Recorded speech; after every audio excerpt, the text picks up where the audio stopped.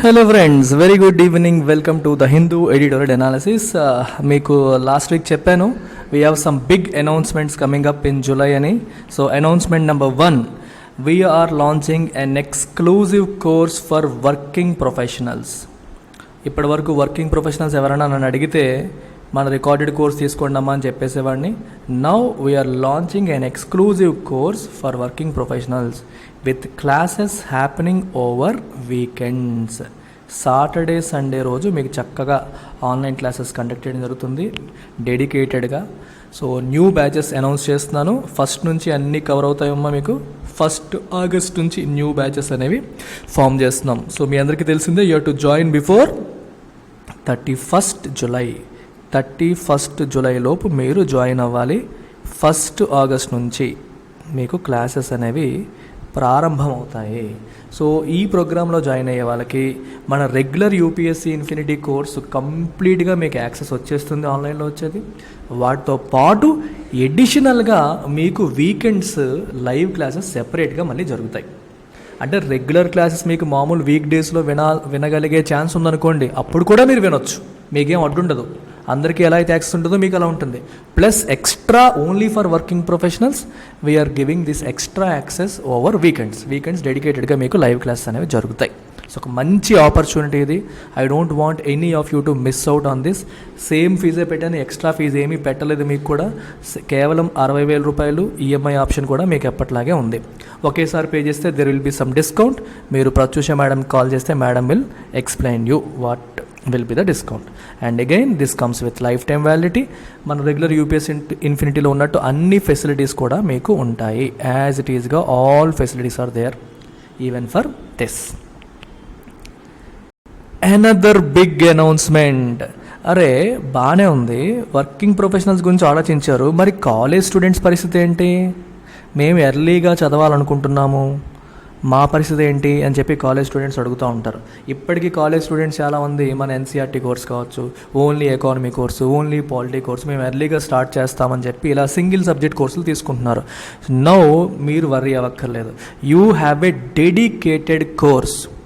College students కోసం ఒక dedicated కోర్స్ని launch చేస్తున్నాను. దీనికి కూడా మీకు న్యూ బ్యాచెస్ అనేవి ఆగస్టు 1 నుంచి ప్రారంభమవుతాయి. సో వర్కింగ్ ప్రొఫెషనల్స్కి మరియు కాలేజ్ స్టూడెంట్స్కి ఆగస్ట్ 1 నుంచి ప్రారంభమవుతాయి. చూడండి కాలేజ్ స్టూడెంట్స్కి ఎంత బాగా కరికులం డిజైన్ చేసామో మనం. 1st year, 2nd year, 3rd year, 3 years కింద మీకు డివైడ్ చేయడం జరిగింది. 1st ఇయర్లో మీరు అన్ని ఎసెన్షియల్ స్కిల్స్ నేర్చుకుంటారు. నోట్ మేకింగ్ ఎలా చేయాలి, న్యూస్ పేపర్ రీడింగ్ ఎలాగా, రివిజన్ ఎలా చేసుకోవాలి, ఎన్సీఆర్టీస్ చదివితే ఎలా నోట్స్ రాసుకోవాలి, ఇలా కాన్సెప్చువల్ అండర్స్టాండింగ్ సబ్జెక్ట్ కోసం ఆల్ ఎన్సీఆర్టీస్ 6th నుంచి 12th వరకు లైవ్ క్లాసెస్లో, రికార్డెడ్ కాదమ్మా ఇది, లైవ్ క్లాసెస్లో మీకు ఇంటరాక్టివ్గా క్లాసెస్ జరిగి ప్రతి క్లాస్ పైన కూడా క్విజ్ ఉంటుంది ప్రిలిమ్స్ కోసం. అదే చాప్టర్ పైన మెయిన్స్ ఆన్సర్ రైటింగ్ సెషన్స్ కూడా. అంటే మీరు degree 1st year 2nd year నుంచే ఆన్సర్ రైటింగ్ ప్రాక్టీస్ చేస్తారు. అది కూడా లైవ్లో ఫ్యాకల్టీ మీతో చేపిస్తారు. మీకు అర్థమవుతుందా? 6th నుంచి 12th వరకు ఉన్న ఆల్ బేసిక్ ఎన్సీఆర్టీస్ మీద ప్రిలిమ్స్ క్విజెస్ మరియు మెయిన్స్ ఆన్సర్ రైటింగ్ కూడా మీకు 1st ఇయర్లోనే కంప్లీట్ అవుతుంది. ఇది కాక వీక్లీ వన్స్ మీకు ఇమీడియట్గా ఎగ్జామ్ రాయరు కాబట్టి డైలీ మొత్తం కరెంట్ అఫైర్స్ మీకు అక్కర్లేదు. కానీ మోస్ట్ ఇంపార్టెంట్ కరెంట్ అఫైర్స్ని మీకు లైవ్ క్లాస్లో చెప్పడం జరుగుతుంది. అండ్ కాలేజ్ స్టూడెంట్స్ కాబట్టి పర్సనాలిటీ డెవలప్మెంట్ కోసం కొన్ని group discussion skills, interviews, communication skills ఇట్లాంటి వాటిపైన కూడా ఫోకస్ చేయడం అనేది జరుగుతుంది. ఇవి మీరు కాలేజీల్లో క్యాంపస్ ఇంటర్వ్యూలకి కూడా మీకు ఇవి హెల్ప్ అవుతాయి. సో ఈ రకంగా 1st ఇయర్ని సాలిడ్గా డిజైన్ చేయడం జరిగింది. ఎప్పుడైతే మీరు 1st ఇయర్ కంప్లీట్ చేస్తారో యూపీఎస్సీకి అవసరమైన all basic necessary essential skills మీకు వచ్చేస్తాయి. ఆ basic necessary essential skills plus general స్టడీస్లో ఫండాస్ అన్నీ వచ్చిన తర్వాత 2nd ఇయర్ అనేది మనం వేస్ట్ చేయకుండా మనం ఏం చేస్తాం, we will move on to optional. Okay, మళ్ళీ జనరల్ స్టడీస్ పట్టుకొని మళ్ళీ రిపీటేషన్ ఎందుకు, అందుకని టైం వేస్ట్ చేయకుండా 2nd ఇయర్ అంతా కూడా ఆప్షనల్ అండ్ సీసాట్ పైన ఫోకస్ చేస్తాం. మన ఇన్స్టిట్యూట్ 5 ఆప్షనల్స్ ఆఫర్ చేస్తుంది. మీకు నచ్చిన ఆప్షనల్ మీరు తీసుకోవచ్చు. మీకు ఆప్షనల్ క్లాసెస్ అంతా చక్కగా వినొచ్చు. సీసాట్ క్లాసెస్ కూడా 2nd ఇయర్ ఫినిష్ చేసుకుంటారు. 3rd year you will have direct upgrade to our UPSC infinity. ఎందుకంటే మీరు ఇంకా చిన్నపిల్లలు కాదు, ఆల్రెడీ ఆప్షనల్ కంప్లీట్ చేసి ఉన్నారు, లేదా బేసిక్స్ అన్నీ కూడా కవర్ చేస్తారు కాబట్టి మీకు డైరెక్ట్గా యూపీఎస్సీ ఇన్ఫినిటీలో అప్గ్రేడ్ చేసి థర్డ్ ఇయర్ కంప్లీట్ అయ్యి ఇమీడియట్గా మీరు యూపీఎస్సీ ఎగ్జామ్ రాసేలాగా మిమ్మల్ని తయారు చేస్తాను. ఇది నా ఆబ్జెక్టివ్. సెకండ్ ఇయర్ వాళ్ళు, థర్డ్ ఇయర్ వాళ్ళు ఎవరైనా ఉన్నా సరే జాయిన్ అవ్వచ్చు. ఎందుకంటే ఈ ఫస్ట్ ఇయర్ సెగ్మెంట్ అనేది అందరికీ చాలా చాలా అవసరం. సో కొంతమంది ఆప్షనల్ ఈ థర్డ్ది కలిపి తీసేసుకుంటారు ఒకేసారి. రిలీవ్ అయిపోయారు అనుకోండి, రెండు ఒకేసారి తీసేసుకోండి, నో ప్రాబ్లం. సెకండ్ ఇయర్లో వచ్చారనుకోండి, అప్పుడు కూడా రెండు ఒకేసారి తీసుకోండి. లేదా ఫస్ట్ ఇయర్ వచ్చారనుకోండి, నెమ్మదిగా 1 by 1 వెళ్ళండి. అంటే మీ కాలేజ్ రన్ అవుతూ ఉంటే ఈ షెడ్యూల్ ప్రకారం వెళ్ళండి. 1 సంవత్సరం మాత్రమే కాలేజ్ ఉంది, తర్వాత బయటకు వచ్చేస్తారనుకోండి, సెకండ్ అండ్ థర్డ్ ఇయర్ మీరు క్లబ్ చేసేసుకోవచ్చు. ఇలా అనమాట. మరి పేమెంట్ ఎంత దీనికి?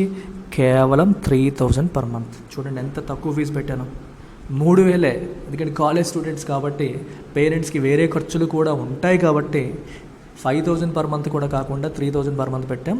సో 3 ఏళ్ళు కూడా మీరు చక్కగా 36 months నెలకి 3000 చొప్పున పే చేస్తూ ఉంటారు. ఆ తర్వాత మీకు లైఫ్ టైం వ్యాలిడిటీ అయిపోతుంది. So once you complete 3 years it becomes life time valid. ఎందుకంటే ఎప్పుడైతే మీరు రెగ్యులర్ యూపీఎస్సీ ఇన్ఫినిటీకి వచ్చేస్తారో ఈ 36 months పేమెంట్ కంప్లీట్ అయిపోతుందో మీకు ఇక్కడ ఆప్షనల్ వచ్చేసింది, బేసిక్స్ వచ్చేసాయి, రెగ్యులర్ యూపీఎస్సీ వచ్చేసింది. దీంతో పాటు ఉన్న అన్ని ఫ్రీ కోర్సెస్ కూడా మీకు వచ్చేస్తాయి, అన్ని ఫ్రీ క్లాసెస్, ఫ్రీ కోర్సెస్ కూడా మీకు వచ్చేస్తాయి. And you also have life time validity. ఓకేనా? సో మంచి ఆపర్చునిటీ అమ్మ, మిస్ చేసుకోవద్దు. ఎవరైనా ఉంటే మీ తమ్ముళ్ళకి చెల్లెలకి కూడా చెప్పండి. It is an online course. ఇది అడగలేదు, ఆన్లైన్ కోర్స్ ఇది, ఆఫ్లైన్ కాదు. ఎక్కడ నుంచైనా మీరు జాయిన్ అవ్వచ్చు. You can join from wherever you are, you can join. Next ఫైనల్గా మరి ఇవన్నీ అయిపోయి మరి రెగ్యులర్ యూపీఎస్సీ వర్కింగ్ ప్రొఫెషనల్ కాదు, కాలేజ్ స్టూడెంట్ కాదు, ఫుల్ టైం యూపీఎస్సీ ప్రిపరేషన్లో ఉన్న వాళ్ళ కోసం మన regular UPSC infinity course, optional infinity course రెండు కలిపి ఒకే పోస్టర్లో మీకు చూపిస్తున్నాను. యూపీఎస్సీ ఇన్ఫినిటీ ఫీజు పెంచుతా అని చెప్పాను, కానీ పెంచలేదు. 15th July వరకు ఎక్స్టెండ్ చేశాం. సో పాత ఫీజే 15th July వరకు ఎక్స్టెండ్ చేశాను. మీకు ఫీజు ఇక్కడ కనిపిస్తుంది. ఆఫ్లైన్ కోరుకునే వాళ్ళు మీకు 3 రోజుల పాటు ఫ్రీ డెమో ఇస్తున్నానమ్మా. చాలా ఇన్స్టిట్యూట్స్ అసలు డెమో ఇమ్మంటే ఇవ్వవు. మీరు చక్కగా క్లాసులు అటెండ్ అయ్యి నచ్చితే జాయిన్ అవ్వండి. ఓకేనా? ఆన్లైన్ మీకు ఎలాగో యూట్యూబ్లో చూస్తారు, ఆఫ్లైన్లో ఏ ఫ్యాకల్టీ చెప్తారనే భయాలు ఉంటాయి మీకు. అందుకని ఆఫ్లైన్ గురించి కూడా భయపడకండి. హైదరాబాద్ దగ్గరకు ఉన్న వాళ్ళు హైదరాబాద్, వైజాగ్ దగ్గరకు ఉన్న వాళ్ళు వైజాగ్ వచ్చి క్లాసెస్ 3 రోజుల పాటు అటెండ్ అయ్యి ఫ్యాకల్టీతో ఇంటరాక్ట్ అయ్యి నచ్చితే జాయిన్ అవ్వండి. ఓకేనా? ఇది contact number. And all UPSC courses పైన లైఫ్ టైం వ్యాలిడిటీ అనేది ఉంది. సిమిలర్గా ఆప్షనల్స్ మనకి 5 ఆప్షనల్స్ ఉన్నాయి. Public administration, political science, sociology, anthropology, Telugu literature. So మీకు ఈఎంఐ ఆప్షనల్లో కూడా మనం ప్రొవైడ్ చేయడం అనేది జరుగుతుంది. సో రికార్డెడ్ వెర్షన్లో అయితే 25,000, లైవ్ అండ్ రికార్డెడ్ అయితే 30,000 రూపీస్ ఫీజు ఉంటుంది. మీరు హ్యాపీగా 5,000 per month పే చేసి జాయిన్ అవ్వచ్చు. అండ్ ఇది మీరు కాల్ చేయాల్సిన కాంటాక్ట్ నెంబర్. ఆప్షనల్స్ పైన మీకు లైఫ్ టైం వ్యాలిడిటీ ఉంది. We're also giving switch option. అంటే ఒక ఆప్షన్ నుంచి ఇంకో ఆప్షన్కి స్విచ్ అవ్వాలనుకున్నా మీరు అవ్వచ్చు, మారాలనుకున్నా మారవచ్చు. మంచి ఆపర్చునిటీ, డోంట్ మిస్ ఇట్. మరి ఎడిటోరియల్ ప్రారంభిద్దామా? ఎస్, టుడేస్ ఎడిటోరియల్ ఏం చెప్తుంది టైటిల్ మనకి? Home and abroad. Home and abroad. ఎందుకు ఆ మాట అన్నారో కింద స్టేట్మెంట్ చదివాక మీకు అర్థమవుతుంది. PM Modi's G7 commitments on protecting freedom will face scrutiny in India. Narendra Modi గారు G7 మీటింగ్కి స్పెషల్ ఇన్వైటీగా ఇండియాని ఇన్వైట్ చేశారు కాబట్టి ఆయన వెళ్ళారు. అక్కడ కొన్ని కమిట్మెంట్స్ ఇవ్వడం అనేది జరిగింది. ఏమని? మేము ఫ్రీడమ్ని ప్రొటెక్ట్ చేస్తాము అని చెప్పి కమిట్మెంట్స్ ఇచ్చారు. సో అబ్రాడ్లో మీరు చాలా మాటలు ఇచ్చారు, చాలా మాటలు చెప్పారు.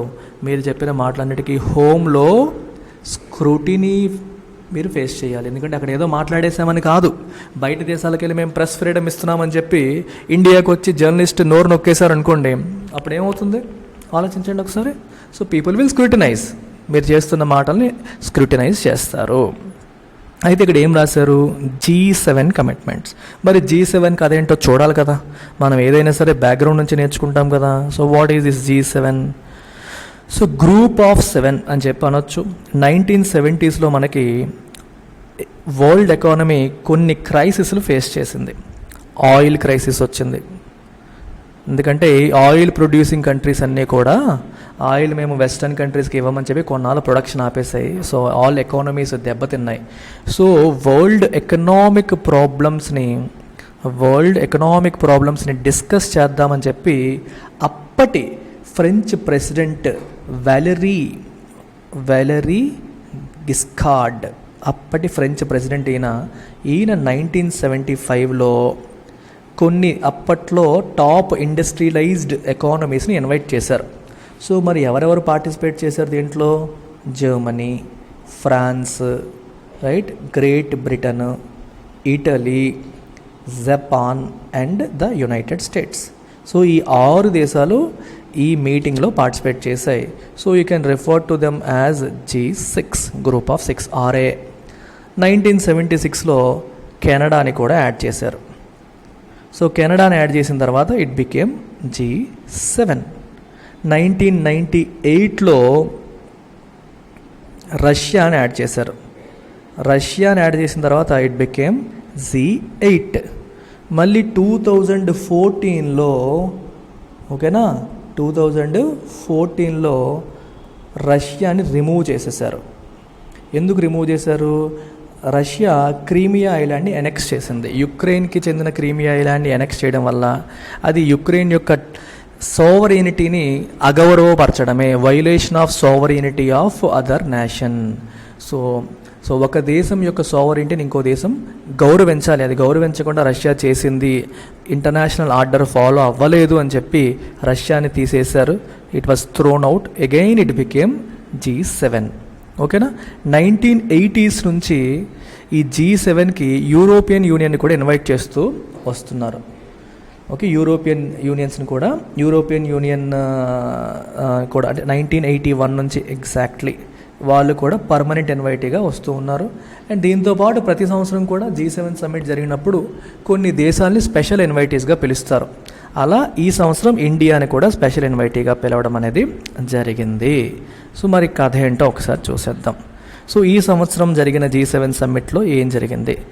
Jio politics trumped economics at the annual summit of the world's most industrialized countries, as the G7 is known, at the German resort of Schloss-Elmau. A summit Prime Minister Narendra Modi attended along with other special invitees from Argentina, Indonesia, Senegal and South Africa. 5 దేశాలని special ఇన్వైటీస్గా పిలిచారు. India, Argentina, Indonesia, Senegal and south ఆఫ్రికాని పిలిచారు. So ఈ G7 summit ఎక్కడ జరిగింది? జర్మనీలోని స్క్లాస్-ఎల్మావు అనే ఒక సెంచరీస్ ఓల్డ్ రిసార్ట్, ఎప్పటితో రిసార్ట్ ఇది, అక్కడ ఈ సమ్మిట్ అనేది జరిగింది. అండ్ ఈ G7 అనేది ఎలా ఏర్పాటైంది? వరల్డ్స్ మోస్ట్ ఇండస్ట్రియలైజ్డ్ నేషన్స్, ఎప్పుడు 1970s టైంకి. ఇప్పుడు చైనా కన్నా గొప్ప దేశం ఏం లేదు. అప్పట్లో చైనా అంత గొప్ప దేశం కాదు, ఇండియా అంత ఇండస్ట్రియలైజ్డ్ కాదు, కాబట్టి India, China were not part of it. అప్పట్లో ఈ దేశాలు ఇండస్ట్రియలైజ్డ్ అనమాట. అలా ఈ G7 అనేది జరిగింది. ఇది annual summit which means it happens every year. Summit అంటే శిఖరాగ్ర సమావేశం, a meeting which is attended by leaders of different nations. దేశ అధినేతలు అటెండ్ అయ్యే ఒక శిఖరాగ్ర సమావేశం. ఇక్కడ ఏం రాశారు? Geo politics trumped economics. మరి ఆ మీటింగ్లో ఎకనామిక్ ప్రాబ్లమ్స్ గురించి కదా డిస్కషన్ జరగాలి. మీకు ఏం చెప్పాను? ఫస్ట్ స్టార్ట్ అయినప్పుడు ఎకనామిక్ ప్రాబ్లమ్స్ డిస్కస్ చేయడం కోసం ఇది స్టార్ట్ చేశారు అని చెప్పాను. 1980s తర్వాత ఫారెన్ ఇష్యూస్, సెక్యూరిటీ ఇష్యూస్ ఇట్లాంటివి కూడా డిస్కస్ చేయడం మొదలు పెట్టారు.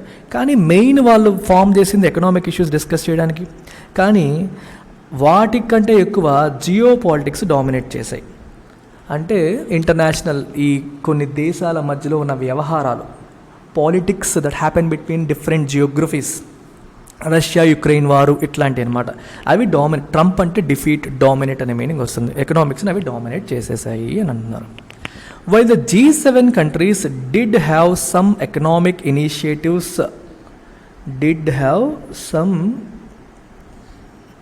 economic initiatives on their agenda, including the launch of a $600 billion US-led partnership for global infrastructure and investment, commitments on fighting climate change, funding renewable energy changes, mitigating inflation, and managing the continued global crisis of the COVID-19 pandemic, it was clear that most of the deliberations took aim at the twin challenges seen from Russia and China. మరి చూడండి కథ ఏంటో. ఈ G7 countries డిస్కషన్లో economics కంటే geo politics dominate చేశాయని చెప్పి మనం ఇప్పుడే మాట్లాడుకున్నాం.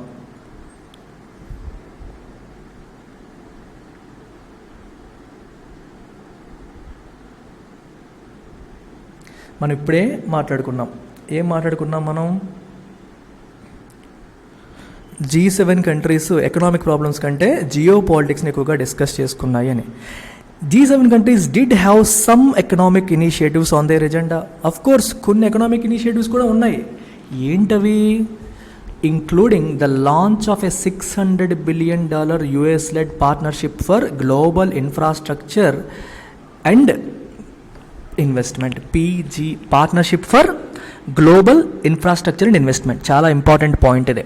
సో దీనికి అదేంటి ఒకసారి చూసేద్దాం. PGII.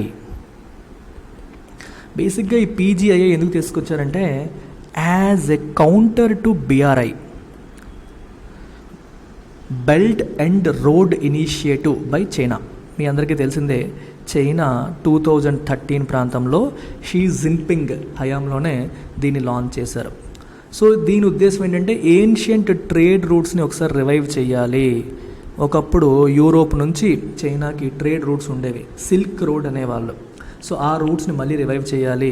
సో వివిధ దేశాల మధ్యలో రోడ్డు, రైల్వే, మ్యారిటైమ్ కనెక్టివిటీని ఏర్పాటు చేయడం ద్వారా ఆ దేశాల మధ్యలో ట్రేడ్ పెరిగేలా చేయాలి. బేసిక్గా చైనా నుంచి యూరోపియన్ కంట్రీస్కి, డిఫరెంట్ ఏషియన్ కంట్రీస్కి ట్రేడ్ రూట్స్ని ఎస్టాబ్లిష్ చేయడం ద్వారా చైనా వాళ్ళు ఆ దేశంలో ప్రొడ్యూస్ చేసే రకరకాల వస్తువుల్ని ఇంకా ఎక్కువగా ఎక్స్పోర్ట్ చేసుకోవచ్చు అనేది ఒక ప్రధానమైన ఉద్దేశం.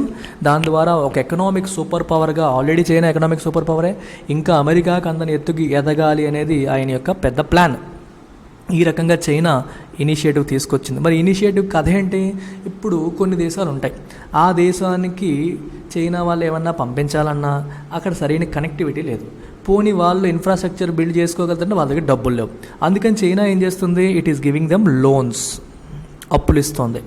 చైనా తన దేశానికి చెందిన కొన్ని బ్యాంకుల ద్వారా, తన దేశం మేజర్ షేర్ హోల్డర్గా ఉన్న కొన్ని బ్యాంకుల ద్వారా ఈ దేశాలకి అప్పులు ఇప్పిస్తుంది to build infrastructure projects.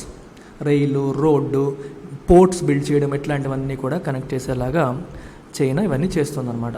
So మరి ఈ లోన్స్ తీసుకున్న ఈ కంట్రీస్ అన్నీ ఏం చేస్తున్నాయి? They are building infra. ఆ దేశాల్లో వాళ్ళు ఇన్ఫ్రాని బిల్డ్ చేసుకుంటున్నారు. మరి ఇన్ఫ్రాని బిల్డ్ చేస్తే సరిపోతుందా? లోన్లు తిరిగి చెల్లించాలి. ఈ చాలా పేద దేశాలు లోన్స్ చెల్లించలేకపోతున్నాయి. ఇంకో విషయం ఏంటంటే ఈ ఇన్ఫ్రా ఏదైతే ఉందో, ఈ ప్రాజెక్ట్స్ ఏవైతే ఉన్నాయో, ఈ ప్రాజెక్ట్స్ కూడా చైనీస్ కంపెనీస్కి అవార్డు చేసేలాగా మాట్లాడుకుంటున్నారు. సో ఇన్ఫ్రాస్ట్రక్చర్ బిల్డ్ చేసే పని కూడా చైనా వాళ్ళే చేస్తున్నారు. సో వాళ్ళ ఎకానమీకి ఇప్పటి నుంచే హెల్ప్ అవుతుంది. విచిత్రం ఏంటంటే ఈ లో ఇన్కమ్ కంట్రీస్ చాలామంది చైనాకి అప్పులు తిరిగి చెల్లించలేక డెట్ ట్రాప్ అంటాం, అప్పుల ఊబిలో కూరుకుపోతున్నాయి. అప్పుల ఊబిలో కూదుకుపోయిన ఈ కంట్రీస్ అన్నీ కూడా చివరికి ఈ అసెట్స్ పైన హక్కులను వదులుకునే పరిస్థితి. ఈ పోర్ట్లు వీటన్నిటిపైన హక్కులు చైనీస్ కంపెనీస్ కావచ్చు, లేదా చైనాకి డైరెక్ట్గా వెళ్ళిపోతున్న పరిస్థితి మనం చూస్తున్నాం. ఇది చైనా యొక్క BRI ఇనిషియేటివ్. ఇప్పుడు దీనికి కౌంటర్గా G7 countries partnership for global infrastructure investment అని చెప్పి తీసుకొచ్చారు. Absolutely similar kind of concept. కాకపోతే వీళ్ళు ఏమంటారంటే మేము చాలా ట్రాన్స్పరెంట్గా ఉంటాము, ఆనెస్ట్గా ఉంటాము, నిజాయితీగా ఉంటాం, చైనా లాగా మేము డెట్ ట్రాప్లో వాళ్ళని పడేయము అనే మోడ్. దీంట్లో ఏమైనా ఫ్రీగా డబ్బులు ఇస్తారా? ఇవ్వరు. ఇది కూడా లోన్లే, లో కాస్ట్ లోన్స్ ఇస్తారు ఇన్ఫ్రాస్ట్రక్చర్ బిల్డ్ చేయడానికి. ఎక్కడ? డెవలపింగ్ కంట్రీస్లో.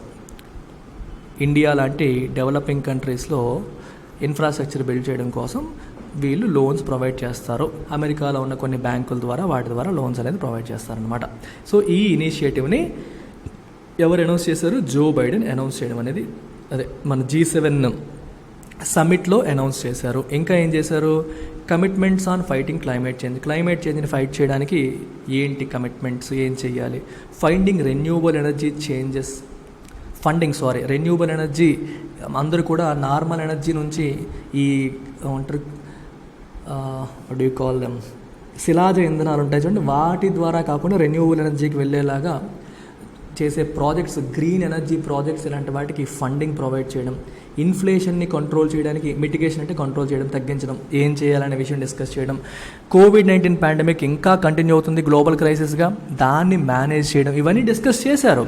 అయితే ఇవన్నీ డిస్కస్ చేసినప్పటికీ మోస్ట్ ఆఫ్ ద డెలిబరేషన్ అంటే చర్చలు, they took aim at the twin challenges seen from Russia and China. Russia and China నుంచి వస్తున్న ట్విన్ ఛాలెంజెస్ అయితే, రెండు ఛాలెంజెస్ ఏవైతే ఉన్నాయో వాటిని ఎయిమ్ చేస్తూనే ఎక్కువ డిస్కషన్ అనేది జరిగింది. ఇదంతా ఉన్నప్పటికీ మేజర్ ఫోకస్ అంతా కూడా రష్యాని చైనాని టార్గెట్ చేయడమే అని ఇక్కడ రాశారు. ద 28 పేజ్ కమ్యూనిక్ అంటే ఇట్లాంటి పెద్ద పెద్ద సమ్మిట్స్ జరిగినప్పుడు మొత్తం ఏం జరిగింది అని సమ్మరైజ్ చేసి ఓవరాల్గా ఇది మాట్లాడుకున్నామని చెప్పి అఫీషియల్గా రిలీజ్ చేసే డాక్యుమెంట్. 28 పేజీల డాక్యుమెంట్ ఇది. It alternated between outlining the challenges to the international order that emanate from Moscow's war in Ukraine and Beijing's expansive maritime claims. చూడండి ఇక్కడ రెండు విషయాలు, రెండు దేశాలకి గురించి రాస్తున్నారు. ఒకవైపు రష్యా, ఇంకోవైపు చైనా. ఇక్కడ ఒక మంచి పదాన్ని వాడారు, international order, world order, international order అంటారు. వరల్డ్ ఆర్డర్, ఇంటర్నేషనల్ ఆర్డర్ అంటే మనకి మామూలుగా అనుకునే ఏమంటారు శాంతి భద్రతల సమస్య, అలా కాదు. ఆర్డర్ అంటే అర్థం ఏంటి ఇక్కడ, అకార్డింగ్ టు రూల్స్, రెగ్యులేషన్స్, వాటి ప్రకారం వెళ్ళడం. ఓకే, ఎప్పుడైతే ప్రపంచ దేశాలన్నీ కూడా ఇంటర్నేషనల్గా మనం అనుకున్న కొన్ని కన్వెన్షన్స్ ఏవైతే ఉంటాయో, రూల్స్ ఏవైతే ఉంటాయో వాటిని ఫాలో అవుతూ ఉంటారో అప్పుడు ఇంటర్నేషనల్ ఆర్డర్ ఉంది అని అర్థం. Which means a structured pattern of relationships among states. అంటే ప్రపంచ దేశాల మధ్యలో ఉన్న రిలేషన్షిప్స్ అన్నీ కూడా ఒక స్ట్రక్చర్డ్గా ఉంటాయి. ఇప్పుడు ఒక సముద్ర జలాలు ఉన్నాయి, సముద్ర జలాల్ని ఎలా వాడాలి అనడానికి యుఎన్ క్లాజ్ అని వచ్చింది, United Nations convention on law of seas అని ఒకటి తీసుకొచ్చారు. సో దీన్ని అన్ని దేశాలు కూడా ఫాలో అయ్యి అనుకోండి, వీ హ్యావ్ ఇంటర్నేషనల్ ఆర్డర్. ఒక దేశం యొక్క సోవరెంటీని ఇంకో దేశం వైలేట్ చేయకూడదు అంటారు. అంటే ఒక దేశం యొక్క టెరిటోరియల్ ఇంటిగ్రిటీ, ఇది నా దేశం యొక్క బార్డర్ అనుకోండి, ఈ పక్క దేశం దీంట్లోకి రాకూడదు. సో టెరిటోరియల్ ఇంటెగ్రిటీని దెబ్బతీసే ప్రయత్నం చేయకూడదు, చేస్తే ఇంటర్నేషనల్ ఆర్డర్కి దెబ్బ తగులుతున్నట్టే. అందరూ సిస్టమేటిక్గా రూల్స్ ప్రకారం పద్ధతిగా ఉంటే ప్రాబ్లమే లేదు. అలా కాకుండా, ఓకేనా, అలా కాకుండా ఎప్పుడైతే దేశాలు ఈ internationally agreed upon rules and రెగ్యులేషన్స్ని ఫాలో అవ్వకుండా ఉంటాయో అప్పుడు ఇంటర్నేషనల్ ఆర్డర్కి ఛాలెంజ్ ఉన్నట్టు. ఇప్పుడు రష్యా యుక్రెయిన్ యొక్క సోవరెంటీని వైలేట్ చేసి, టెరిటోరియల్ ఇంటిగ్రిటీని వైలేట్ చేసి తన భూభాగంలోకి వెళ్ళిపోవడం ద్వారా ఇంటర్నేషనల్ ఆర్డర్కి దెబ్బ తీసుకొచ్చింది అనేది ఒక మాట. దాని గురించి డిస్కషన్ చేశారు. దట్ ఎమనేట్ ఫ్రమ్ అన్నారు, అంటే దట్ ఆరిజినేట్ ఫ్రమ్, రష్యా చేస్తున్న ఈ వార్ వల్ల ఇంటర్నేషనల్ ఆర్డర్కి వస్తున్న ఛాలెంజ్ని అవుట్లైన్ చేశారు ఒకవైపు. ఇంకోవైపు ఏం చేశారు, China's expansive maritime claims, expansive అంటే covering a wide range or wide area. Maritime claim అంటే ఈ సముద్రం అంతా నాది, ఈ ఏరియా అంతా నాది, ఇంటర్నేషనల్లీ యాక్సెప్టెడ్ కన్వెన్షన్స్ని ఫాలో అవ్వకుండా, యుఎన్ క్లాజ్ని ఫాలో అవ్వకుండా వేరే దేశంకి చెందిన సముద్ర జలాల్లో కూడా వెళ్ళిపోయి ఇది నాదే అని చెప్పడం, ఇట్లాంటివి చైనా చేస్తుంది. వాటి గురించి కూడా మాట్లాడారు. అంటే ఒకవైపు రష్యాని హైలైట్ చేస్తున్నారు, ఇంకోవైపు చైనాని హైలైట్ చేస్తున్నారు. సో ఆల్టర్నేటెడ్ బిట్వీన్ అంటే కొంత టైం అంతా రష్యాని క్రిటిసైజ్ చేయడానికి, తర్వాత చైనాని క్రిటిసైజ్ చేయడానికి, ఇలా అటు ఇటు మూవ్ అవుతూ నడిచింది ఆ మొత్తం సిస్టమ్ అంతా కూడా. ఇంకా ఇంక్లూడింగ్ టైటనింగ్ శాంక్షన్స్ అంటే అర్థం ఏంటి, ఆంక్షలు. అంటే ఎవరైనా సరే రూల్స్ ప్రకారం ఉండకపోయినా, ఇంటర్నేషనల్ ఆర్డర్ని ఫాలో అవ్వకపోయినా వాళ్ళని పనిష్ చేయడానికి చేసే పనులు మనం శాంక్షన్ అంటాం.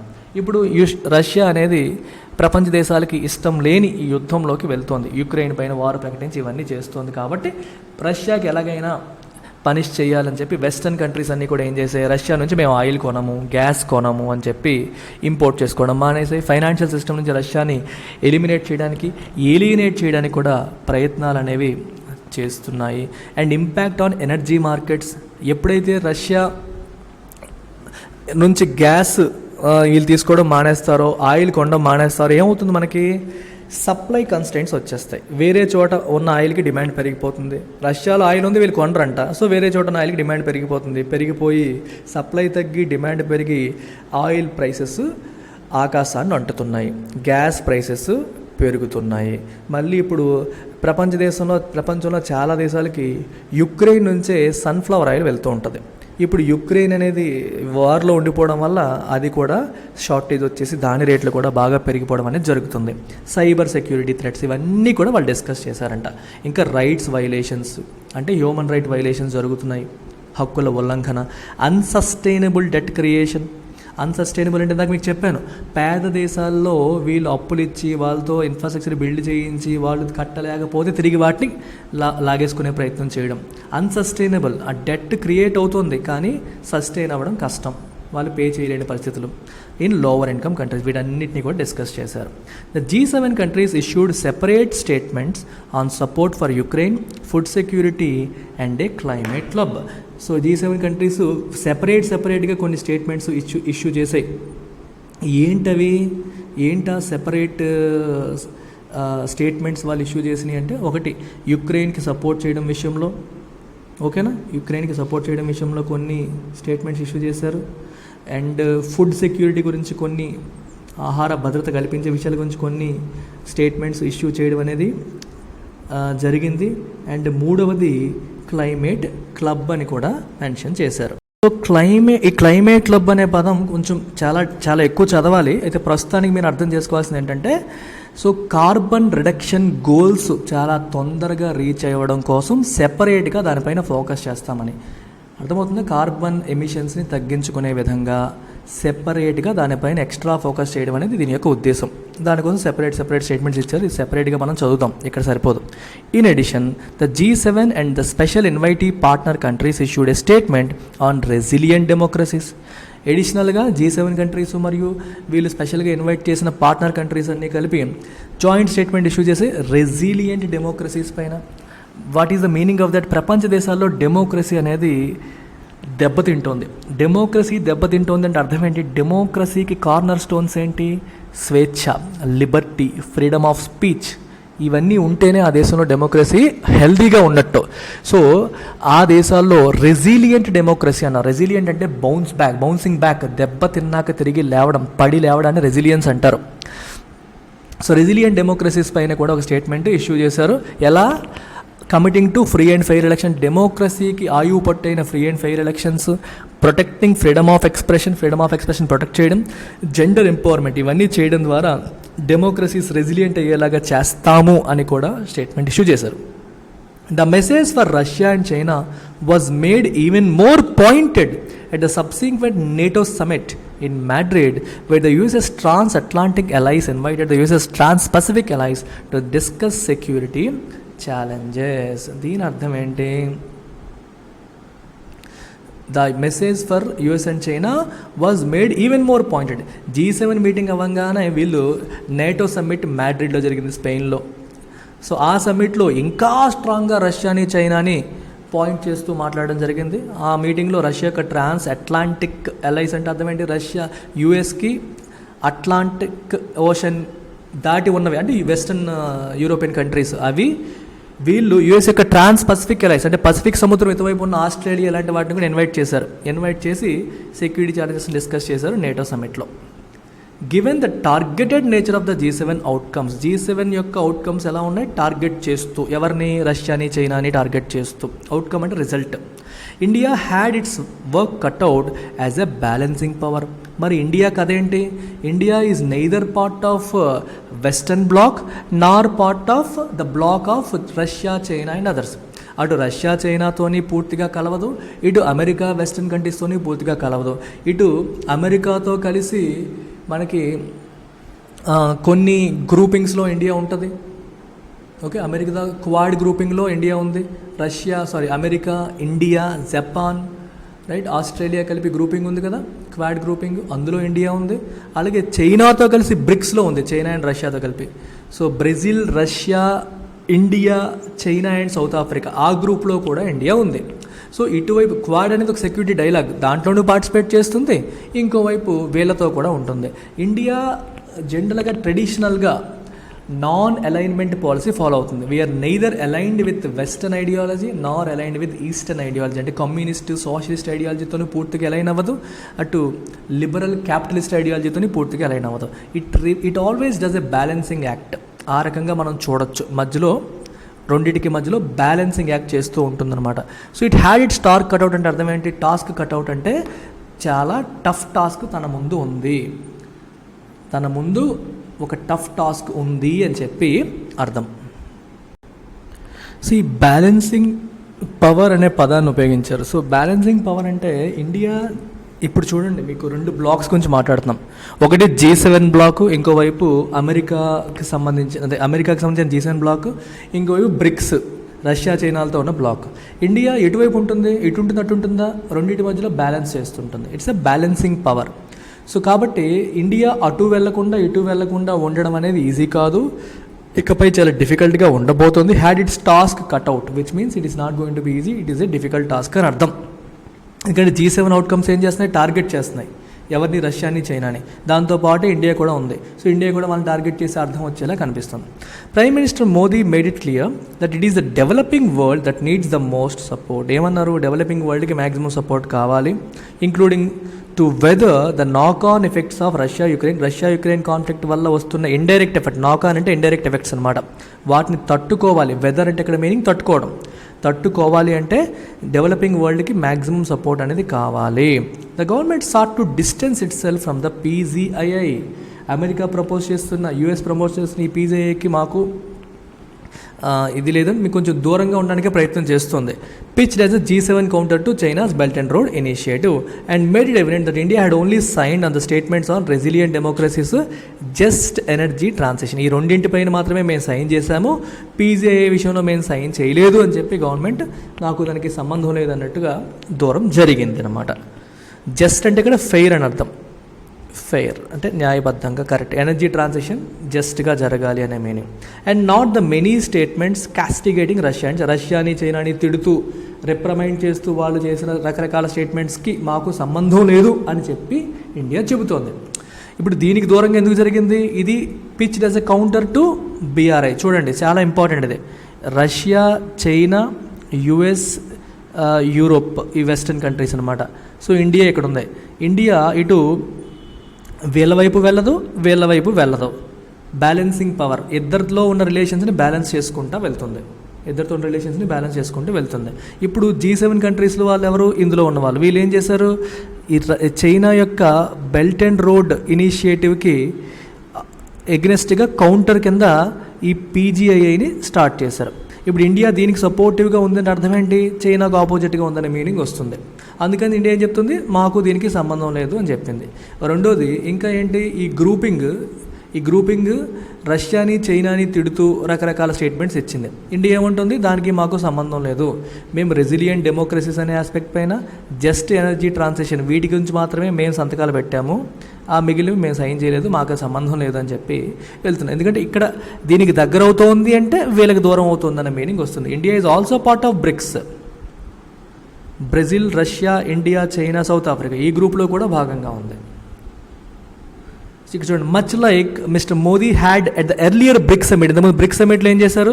Stayed away from President Putin and President Xi's stringent criticism of the west. అక్కడ బ్రిక్స్ సమ్మిట్లో షీ జిన్పింగ్, పుతిన్ను కలిపి ఏం చేశారు? వెస్టర్న్ కంట్రీస్ని గట్టిగా చాలా స్ట్రాంగ్గా క్రిటిసైజ్ చేశారు. దానికి మాకు సంబంధం లేదని కూడా ఇండియా చెప్పింది. అప్పుడు ఎలాగైతే వెస్టర్న్ కంట్రీస్ని అంతగా తిడుతున్న వాడితో మాకు సంబంధం లేదని చెప్పింది, ఇప్పుడు ఈ రెండింటిని తిడుతున్నట్టుగా వాళ్ళు చేసిన దానికి కూడా మాకు సంబంధం లేదని ఇండియా చెప్తోంది. On the global stage the G7 outcomes mean new Delhi will have to continue to walk a tight rope between these two blocks. ఈ రెండు బ్లాక్స్ మధ్యలో it should walk a tight rope. అంటే అర్థం ఏంటి? బ్యాలెన్స్డ్గా. టైట్ రోప్ మనం చూడండి, ఒక రోప్ మీద నడిచేటప్పుడు ఎలా ఉండాలి? కర్ర పట్టుకొని బ్యాలెన్స్డ్గా వెళ్ళాలి. ఎటువైపు వెళ్ళినా పడిపోతాం. So it will have to continue to walk a tightrope between these two blocks that are growing more polarized and inimical towards each other. ఈ రెండు కూడా సౌత్ పోల్ నార్త్ పోల్ లాగా దూరం అయిపోతున్నాయి, పోలరైజ్ అయిపోతున్నాయి, భిన్న ధృవాలుగా మారిపోతున్నాయి. And they are becoming inimical అంటే being harmful to one another, being hostile to one another, అలా మారిపోతున్నాయి అనమాట. On the Indian stage mister Modi's G7 commitments, సరే G7 దగ్గరికి రకరకాల కమిట్మెంట్స్ ఇచ్చారు. ఇండియాకి వచ్చిన తర్వాత మీరు ఏవైతే చెప్తున్నారో all of them will be scrutinised. ఇన్ని మాటలు చెప్పారుగా మోదీ గారు అని చెప్పి ఇక్కడ మీడియా మేము స్క్రూటినైజ్ చేస్తుంది. For his pronouncements on democracy గురించి చాలా చెప్పారు. And his return assurance that his government will protect civic సొసైటీని ప్రొటెక్ట్ చేస్తాము. What is civic society? Anything that is non government, non business, government కాదు, బిజినెస్ కాదు, పీపుల్ని రిప్రజెంట్ చేసే ఆర్గనైజేషన్స్ని మనం సివిక్ సొసైటీస్ అంటాం. గవర్నమెంట్ ఆర్గనైజేషన్ కాకూడదు, ప్రైవేట్ ప్రాఫిట్ ఓరియంట్ ఆర్గనైజేషన్ కాకూడదు. ఈ రెండు కాకుండా పీపుల్ యొక్క ప్రయోజనాన్ని రిప్రజెంట్ చేసే any organisation is called civic society. So civic సొసైటీని మేము ప్రొటెక్ట్ చేస్తామని, ఫ్రీడమ్ ఆఫ్ ఎక్స్ప్రెషన్ని, థాట్, కాన్షియన్స్, రిలీజియన్, బిలీఫ్ని ప్రొటెక్ట్ చేస్తామని రిటర్న్ అష్యూరెన్స్ ఇచ్చారు. అండ్ ఇవన్నీ కూడా ఇండియాలో ప్రజెంట్ ఛాలెంజెస్ ఫేస్ చేస్తున్నాయి. ప్రెస్ ఫ్రీడమ్కి ఇబ్బంది ఉంది. ఎవరైతే ప్రభుత్వానికి వ్యతిరేకంగా మాట్లాడుతున్నారో వాళ్ళ పట్ల కేసులు పెట్టే పరిస్థితులు కనిపిస్తున్నాయి. కాబట్టి అక్కడ చెప్పేవన్నీ కూడా ఇక్కడ ఇంప్లిమెంట్ చేయాలి, జరగట్లేదు. So you will face scrutiny అని చెప్పి ఈ స్టేట్మెంట్ మనకి చెప్తుంది. So beautifully constructed editorial. So go through this. And finally, I would like to remind you about our two beautiful courses. మొదటిది వచ్చేసి the ultimate current affairs course. ఎందుకు ఇది ultimate అని చెప్పానంటే it covers your prelims as well as mains. Prelims కోసం MCQs, Hindu, Indian express అన్నింటి నుంచి కూడా MCQs క్యూరేట్ చేసి క్లాస్లో డిస్కస్ చేసి మీకు ఎక్స్ప్లెయిన్ చేస్తారు. మెయిన్స్ కోసం యోజన, కురుక్షేత్రాన్ని డీటెయిల్డ్గా కవర్ చేయడం అనేది జరుగుతుంది. అండ్ ప్రతి మంత్ అవ్వగానే మంత్లీ కంపైలేషన్ PDF కూడా మీకు ఇస్తారు. ఎవ్రీ వీక్ మీ కరెంట్ అఫైర్స్ క్విజ్లు అవుతాయి. ఎవ్రీ మంత్లీ గ్రాండ్ టెస్ట్ అవుతుంది. ప్రిలిమ్స్ ముందు రివిజన్ సిరీస్ కూడా జరుగుతుంది. It covers your prelims as well as mains. దీని ఫీజు కేవలం 10,000 rupees మాత్రమే. సిమిలర్గా we also have answer writing course for UPSC. This is offered online, this also offered హైదరాబాద్లో offline. హైదరాబాద్లో అయితే 15,000 ఫీజు, ఆన్లైన్లో అయితే 10,000 rupees ఫీజు. మీరు ఏ కావాలంటే అది జాయిన్ అవ్వచ్చు.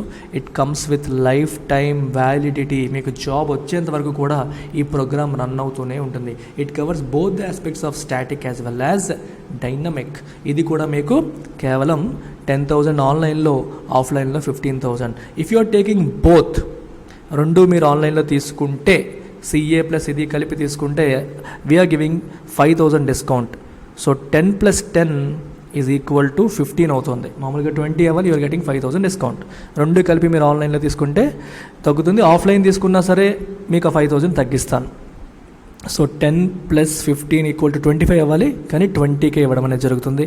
ప్లస్ ప్రిలిమ్స్ టెస్ట్ సిరీస్ మీకు ఫ్రీగా ఇస్తాను. You will get prelims test series for free. So దీనికి మీరు కాంటాక్ట్ చేయాల్సిన నెంబర్ ఇది. ఓకేనా? Take care, bye.